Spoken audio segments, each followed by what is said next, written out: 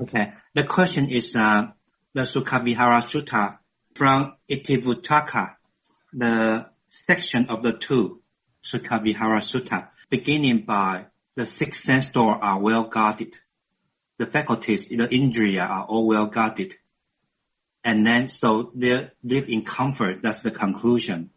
But before reaching the conclusion, moderate in eating was mentioned particularly. And I just wonder, is any significant meaning of moderate in eating? Usually, when we use this word, what do you think about the eating food? Usually, for two purpose, enjoy the food or feeling hungry to remove the dukkha. So for the person who guards the door, what happens? The person is well aware and it's sati sampajana. Mm-hmm. So we have to understand the point of reading any sutta just to understand, not just to understand the word, but the reality of that word, not just the meaning of it, but the truth of it. So what about the meaning of that word and the true nature of it and the understanding of that according to the teaching of the Buddha? We have to consider all in order to have real understanding of what we heard. And to understand the truth of that which is now and when it's there, as the Buddha taught about in that sutta. So what is the first line of that sutta? The eye, ear, nose, tongue, body, and likewise the mind.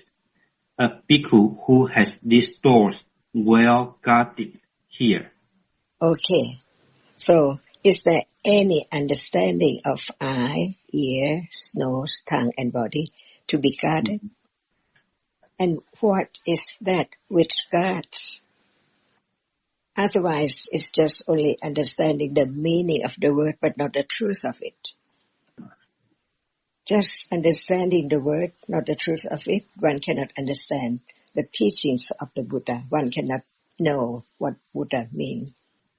So, without understanding of what the eye is, can there be the moment of guard it? And now that is the eyes. What about the understanding of that moment of it? There is eyes, sure, at this very moment.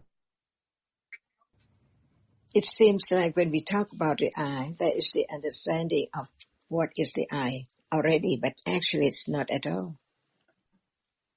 No understanding of the eye, no understanding of that which God.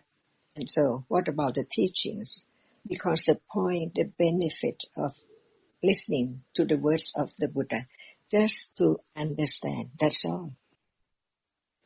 It's not just read and think that we understand all, like we know what the eye is, what the God, what its meant is, but actually no understanding of the truth of it at all. For example, everyone knows that there is the eye now, but what is it? Does it arise and then fall away instantly? And how to guard? And what is the truth of that which guard? And what is the benefit of guarding it? Mm-hmm. Without wise considering to understand the truth, no one can understand the enlightenment of the Buddha at all. Talking about the eye, it doesn't mean that there is already the understanding of that which we call it the eye. To guard, it seems like we understand that word. But what about the truth of each one? So anyone who read the teaching without understanding the subtlety of each word, the truth of it, take it so very easy, just guard the eye. That cannot be the teachings of the enlightened one, who took quite a long, long time to become enlightened, the truth of what we take it for very easy. So what is the truth of that which we call the eye? If there is no understanding, can there be guarding? And what is guard? What for? To guard it. So, is there enough understanding of the I that it's conditioned? It cannot experience anything, but it's a reality. It's there, conditioned by karma at that very moment, arising and falling away instantly, without understanding what can guard the nature of it, which arises and falls away. Each word of the truth conditions the great understanding of the truth. Otherwise, it's useless. So what is that which guard? Not the I. And why guard? What for?